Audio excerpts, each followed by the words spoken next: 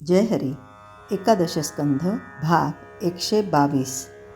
8व्या अध्यायामध्ये आपण यदू आणि अवधूत यांच्या संवादातून अवधूताने केलेले 24 गुरु त्याबद्दल माहिती घेतोय. आज 12वा गुरु मधुकर म्हणजे भ्रमर. कुणालाही कमी जास्त न लेखता प्रत्येकापासून गुणदृष्टीनं सार ग्रहण करणं हा भ्रमराचा मोठा गुण आहे.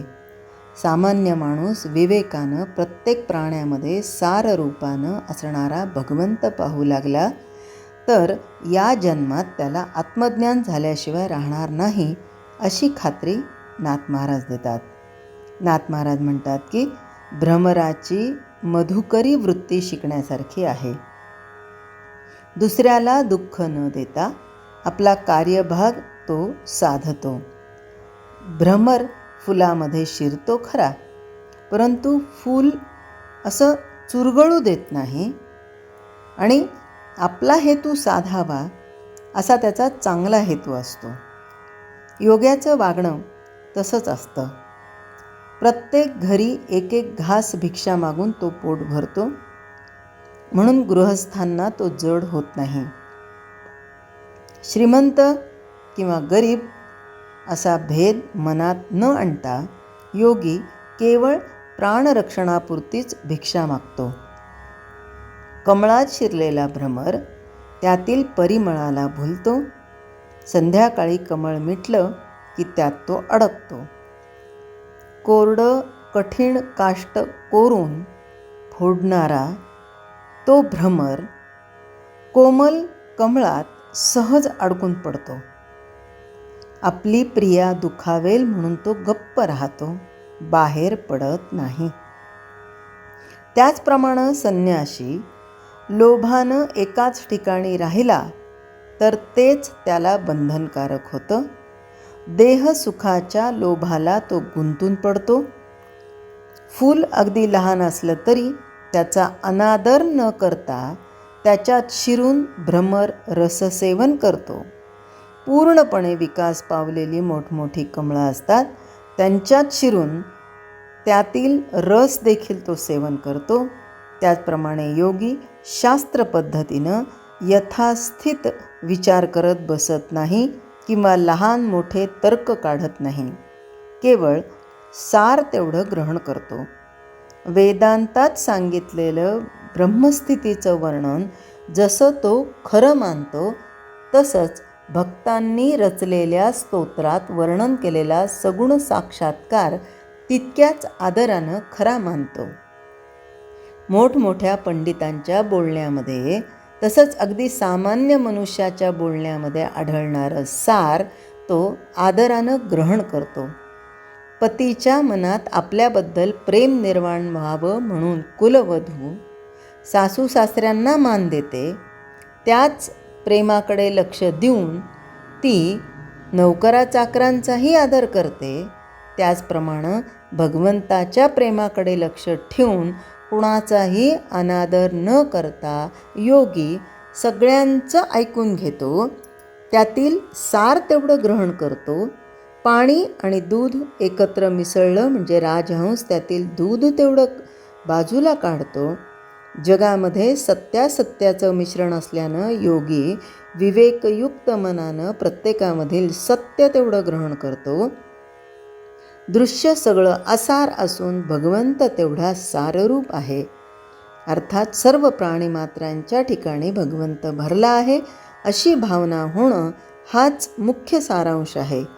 ही निष्ठा ज्याला साधते त्याला स्वप्नात देखील अपाय होत नाही. अनेक गोष्टींनी भरलेल्या या जगामध्ये जो सारग्राही असतो तोच खरा योगयुक्त समजावा. यानंतर 13वा गुरु सांगतात तो माशी. मग यामध्ये माशी किंवा मधमाशी या 2 गुरूंचं वर्णन करताना नाथांनी निर्लोभाचं तत्त्व मुख्यतः सांगितलं आहे. प्रपंचात राहणाऱ्या माणसाला संग्रह आवश्यक आहे यात शंका नाही, पण तो किती असावा याला काही मर्यादा आहे.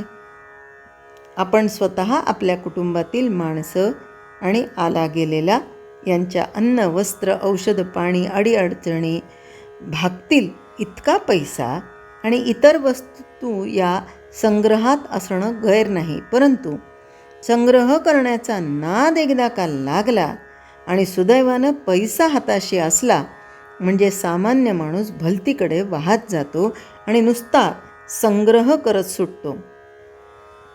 मग काय, एकदा अमक्या वस्तूशिवाय आपलं चालतच नाही अशी खोटी कल्पना करून आपल्या जीवनाला तो कृत्रिमता आणतो. कृत्रिम जीवन जगणाऱ्या माणसाला परावलंबित्व येतं. असा माणूस कधीही भगवंताच्या आनंदापर्यंत पोहोचूच शकत नाही. अगदी कमीत कमी संग्रह करून मनुष्य कसा आनंदात जगू शकतो हे प्रत्यक्ष पाहायला मिळावं म्हणून नाथांनी माशी आणि मधमाशी यांचं वर्णन केलं. नाथ महाराज म्हणतात, घरातली माशी साखरेच्या राशीवर बसून साखर खाते, पण तिचा संग्रह करत नाही. की ही संध्याकाळच्याला होईल, की ही उद्या सकाळी खाईन अशी संग्रह बुद्धी माशीजवळ नसते. योग्याची आणि संन्याशाची अवस्था ही अशीच असते. यदृच्छेनं मिळालेली भिक्षा योगी हातावर घेऊन तोंडात घालतो, पण अन्नाचा संग्रह करत नाही. हात हे भिक्षापात्र आणि पोट हेच साठवण असल्यानं त्याच्यापाशी वेगळं भांडं किंवा घर असं नसतं. 14वा गुरु मधमाशी. नाथ महाराज म्हणतात की जो खरा संन्यासी आहे त्याच्यापाशी सकाळसाठी किंवा संध्याकाळसाठी अन्नसंग्रह नसावा, कारण संग्रहानं तो भ्रष्ट होतो. हा अनुभव शिकण्यासाठी मधमाशीला गुरु करावं. अनेक अवघड ठिकाणी मधमाशी मधाचा संग्रह करते, पण मध नेणारे लोक येतात तेव्हा ते मोहोळ झोडतात आणि मधमाशांचा फडशा पाडतात. अर्थात मधाचा संग्रहच मधमाशांचा घात घडवून आणण्यास कारणीभूत होतो.